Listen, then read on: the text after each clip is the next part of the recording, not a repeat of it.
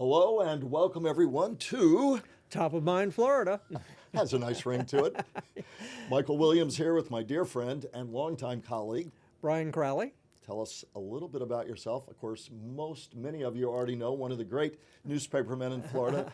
Wore out a lot of shoe leather on the political beat here and around the country for the Palm Beach Post over many decades. And you and I spent 14 years together doing To the Point, WPTV's public affairs show every Sunday, and it was great. And now we have Top of Mind Florida, and we're looking forward to the guests that are going to be here and the great topics that we're going to discuss. You're raising a great point, and our first guest coming along in just moments, Jessica Namath, who not single-handedly, but with 40, 50,000 followers, and probably really more than that, helped change the arc of what's happening with Florida state parks. Should be our guest. You don't want to miss it. Instructive story there. First of all, a couple of top-of-mind items befitting the name of our podcast. Well, one of the big things is the battle over the tomato.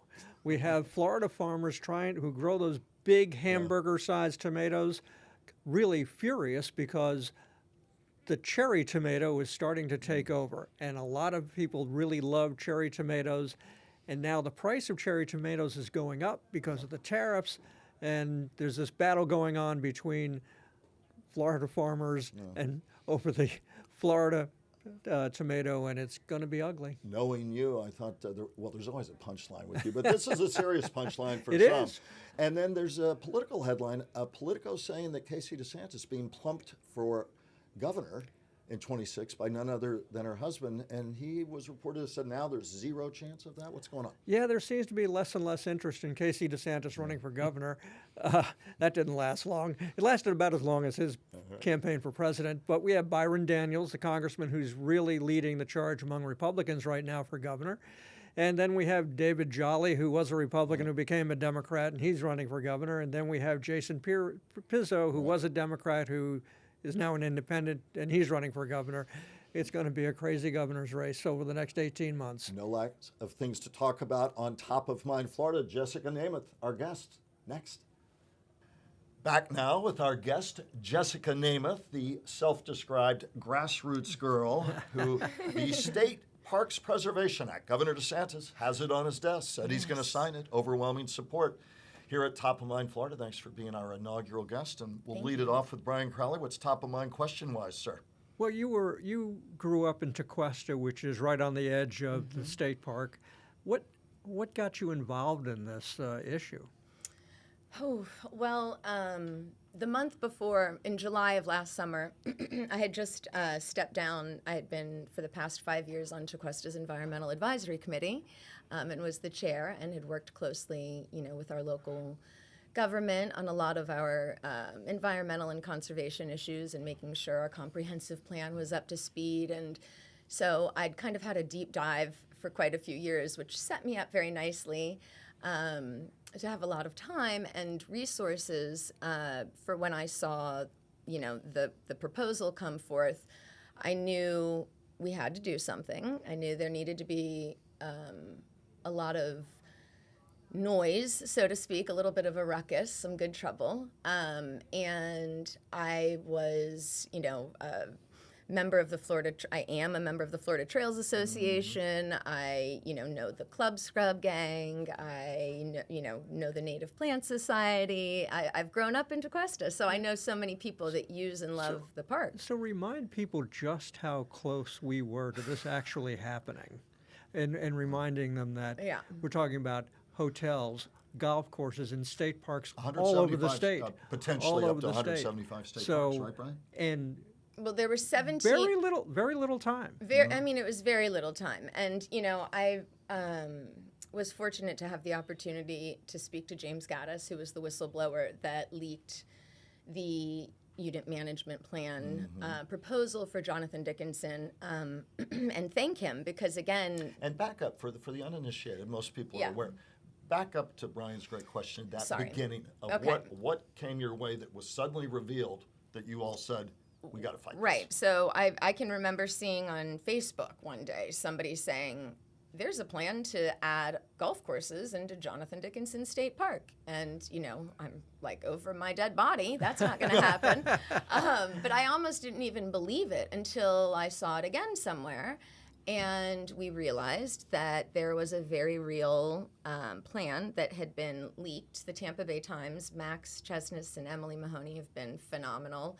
And they were the first to start covering the story. And we realized that within less than a week, there were meetings scheduled for these 7 or 9 state parks at the time, I believe, that had these proposals that the public were completely unaware of. Seemed like the parks were pretty unaware of them, and they were for development in our state parks of lodges and pickleball courts and golf courses. I had been told that I think there were 5 maybe at the time, or 7. I just remember an odd and even number, but the majority of the parks were proposals previously that had maybe also appeared through the Rick Scott administration. The first time around when this happened. And then the others, the pickleball courts were supposed to just kind of be, to throw us off or to, thrown in there, I guess. But the golf has been a repeating theme that we've seen. And so I think that, when I found that out, which people quickly reminded me of, and I wasn't aware. I just had my daughter when that happened. And I've had people say, well, where were you the last time? I said, I'm busy. so sorry. A little busy, but yeah. I'm very grateful for the people that helped stop it then. It's my turn now. Were you surprised at how bipartisan, first off, let me just say, the secrecy behind this was incredible. Yes. They were ready to land this thing very fast with very little public input. But once that public input started and members of the legislature started, raising dickens about it too, it became very bipartisan. Did that surprise you? No, I wasn't surprised by that. I think I was surprised when I found out that this proposal had been discussed the year before and that legislators were aware of it. Coincidentally, the 2 that sponsored our State Park Protection Act bill this session, but we're very grateful for them doing so. And you're talking about? With Senator Gail Harrell and Representative John Snyder. Yep. Out of Martin County. To his credit, though, Representative Snyder has been he's been quite an ally to us. He immediately came forth and let me know that he did have that meeting and was very forthcoming. I think the problem with Senator Harrell for some of us was that she was interviewed and acted like she had no idea about this, and it wasn't until they found out that the meeting had come about that she told us, she had it. So that was a little frustrating. Representative Snyder didn't make any public statements prior to letting us know that he'd been there, so I appreciated that. But he has been very open, available with text, email. I've met him in his office, and he's grown up here too, and I think he very much understood the need to listen to his constituents. So again, kind of going back, we had these proposals come forth, and it was 8 days from start to finish that we were able to get Governor DeSantis to say, all right, well, we're going to stop this for now. Talk about that, because to me it's always that alchemy. You've covered so many things across the state, as have I, and sometimes issues just coalesce. And at one point, I think you had 40 or 50,000 best friends as followers all of a sudden. Still do. I think there's instructive lessons there for people listening or watching this podcast wherever they are in Florida or beyond. Talk about, as you look back, the pivot points that you think allowed that energy, that grassroots focus and force and voice to come together so quickly. And what are instructive lessons there for other groups that are trying to do the same thing when it comes to environment? Well, I've worked very closely on this bill with Eve Samples of Friends of the Everglades, and one of our favorite lines is endless pressure, endlessly applied. Yeah. And so, for me, having my experience working with our local government, I'm aware that it needs to be multifaceted. You really need to fire up everybody, because the grassroots have to start making phone calls and emailing and showing up at meetings, and you need, your local representative or your elected officials to reach out on their behalf or on the town's behalf. And we saw that, some letters were stronger than others, some were angrier than others, but you need, for us, the bipartisan support, was critical. And I think that that's really what has given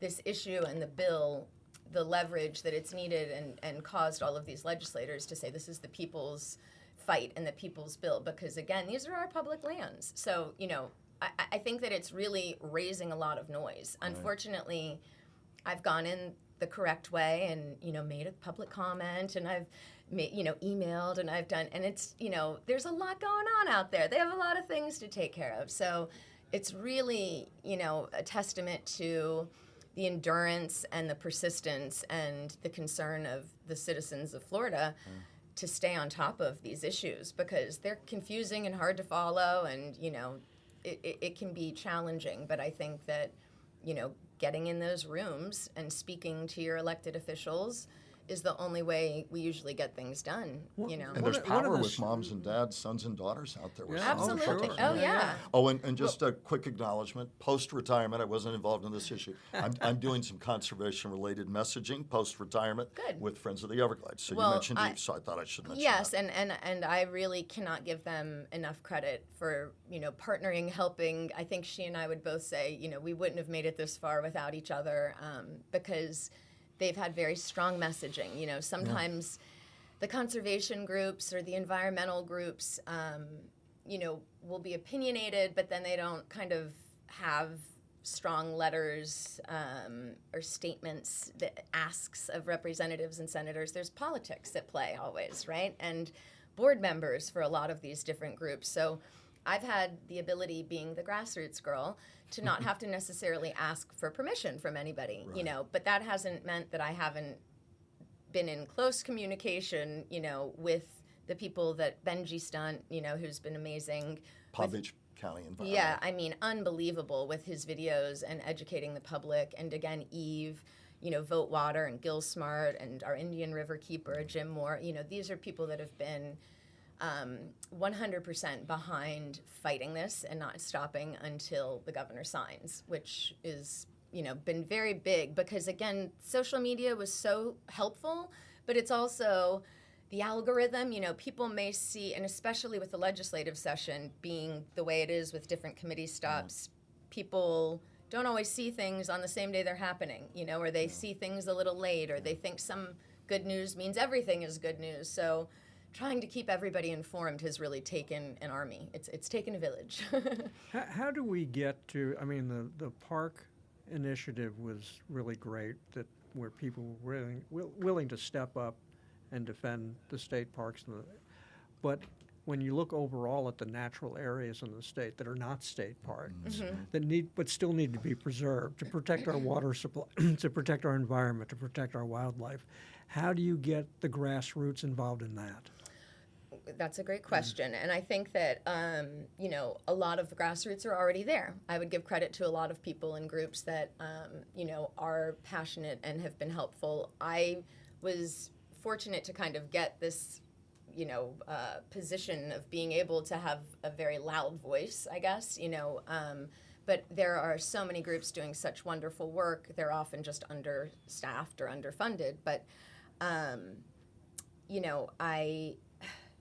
I think that, and just kind of going back to, after we were able to stop that, we knew we needed some sort of a protection in place, and Senator Harrell put forth Senate Bill 80, which was wonderful. And I think that one of the first criticisms or critiques that people wanted to see is they wanted to see our state forests and the wildlife management areas included in that.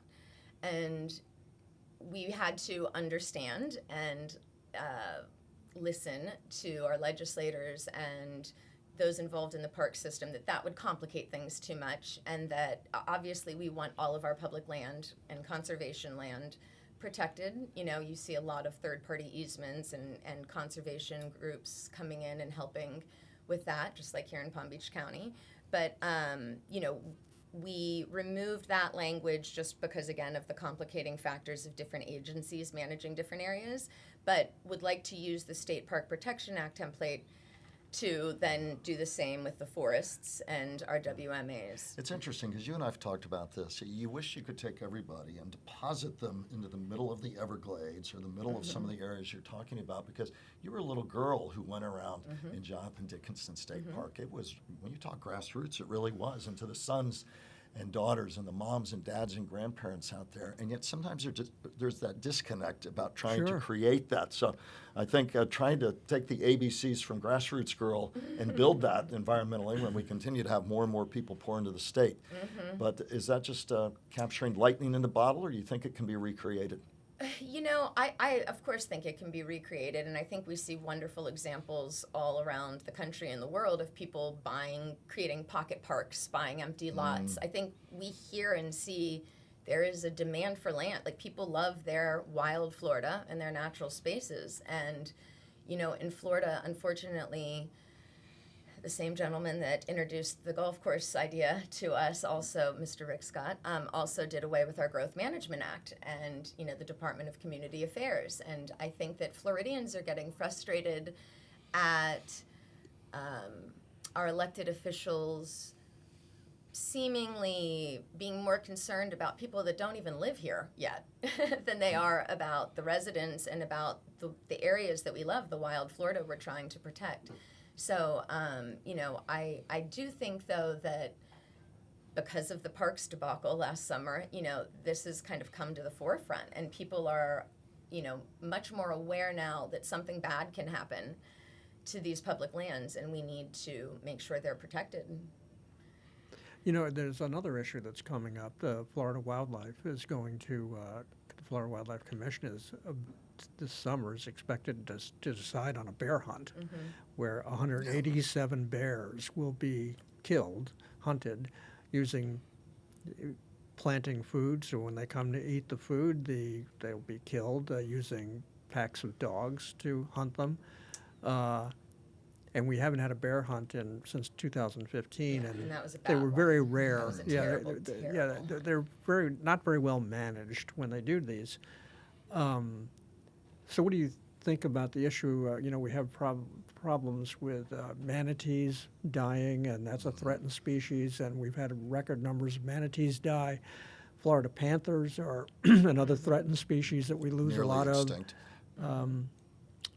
Is that part of the overall problem that we have when we're dealing with the parks and natural wildlife areas and the environment in general? Well, I think that the problem is that we have conservationists that are sportsmen and conservationists that are more environmentalists. And to me, I think, you know, we have to remember that hunters and fishermen are the only recreators that contribute financially to conservation. So the money from the licensing and the taxes for a lot of the ammunition or the things that they use, you know, fund conservation, whereas walking and hiking and bird watching, and none of that actually gives back financially. Right. You know, it doesn't fund our conservation.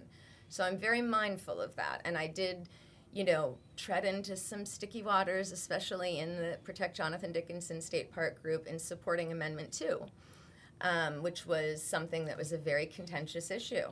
And people Remind our viewers for those. Amendment 2 is the right to hunt and fish. Right.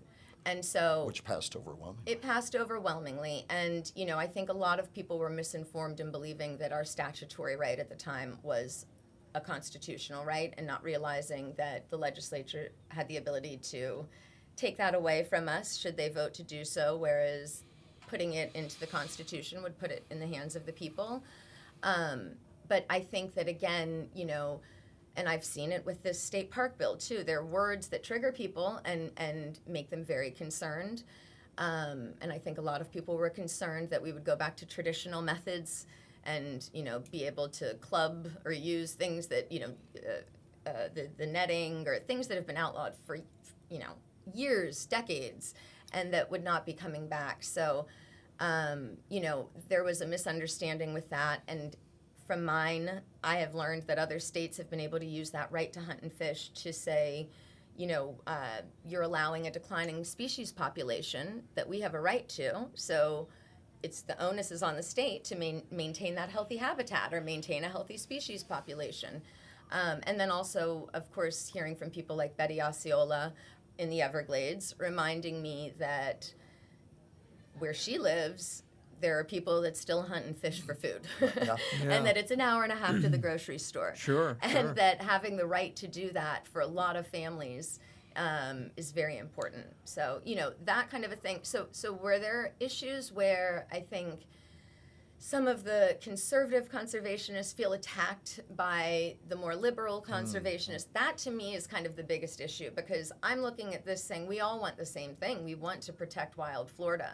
And I feel like coming to the middle a little bit and everybody trying to, work more closely together, is better for Florida. So we have the State Parks Preservation Act. It will keep, according to the language, hotels, golf courses, pickleball courts, tennis courts away from our 175 state parks. Although, again, not all of them were intended for that development right away.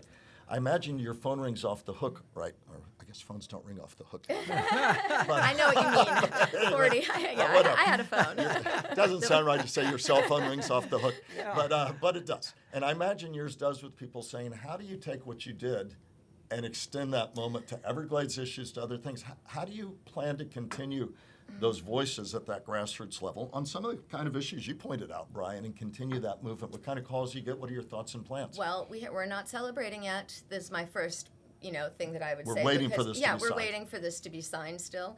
And I think that, again, there have been a lot of wonderful relationships built and established, through this process. And I think that legislators are seeing the support they get when they are, working to protect the environment that their constituents love. And that's something that, again, with Representative Snyder, I know Senator Harrell is terming out, so there wasn't a lot for us to use there, so to speak.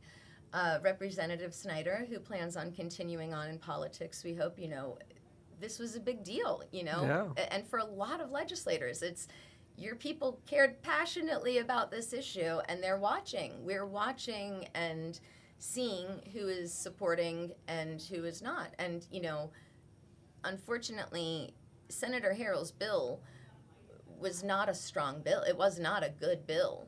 And that messaging, gets a little lost in things. But the way that was written initially was calling for disturbed uplands to be used to the maximum extent practicable, which for us that love Jonathan Dickinson, that's Camp Murphy. That's any, I was on a scrub jay hike there last week, and yeah, there are some little military remnants, but we have successfully restored around them for the past 75 years. So that was concerning, talking about, maximizing things or substantial harm or significant harm, very subjective language that worries those of us that know how words can get twisted and used.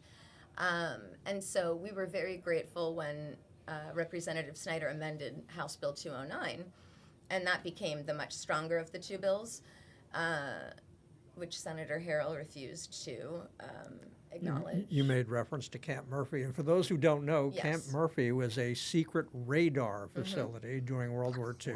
There was like 1,000 buildings, 6,000 people there. They left in 1944, and by 1950, it was all converted to Jonathan Dickinson State Park. But you could still see remnants of and Camp really quite a Murphy. point of pride for Jupiter, because again, we were at the forefront of radar, in the war, and we had thousands of people training, at that base. And so, the bill, one of the things that the protection bill is also calling for is an advisory board that would be put together should any sort of management or development proposal come forth. And I had suggested that there should be a local historian that should be included on the advisory board if there is, every unit management plan for every park lists all of the archaeological and cultural historic resources within it.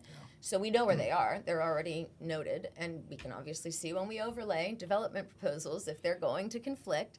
So had we had, for example, Josh Lillier, the historian with the Jupiter Lighthouse, or the Jupiter Historical Society there, he could have explained how important Camp Murphy was and what a point of pride that is for our community. And while we very much respect the Tuskegee Airmen, we certainly don't think that we should be destroying Camp Murphy to honor somebody else. That didn't make sense. And the same notion, I would like Indigenous representation if there are archaeological sites that are falling under those plans. So we weren't able to get that wording in the bill, although I had, multiple people on record saying they thought it was a wonderful idea and were going to do so. But the language as it is right now says that at a minimum the advisory board shall include, and it lists the necessary positions, and I would like to see that, included as well.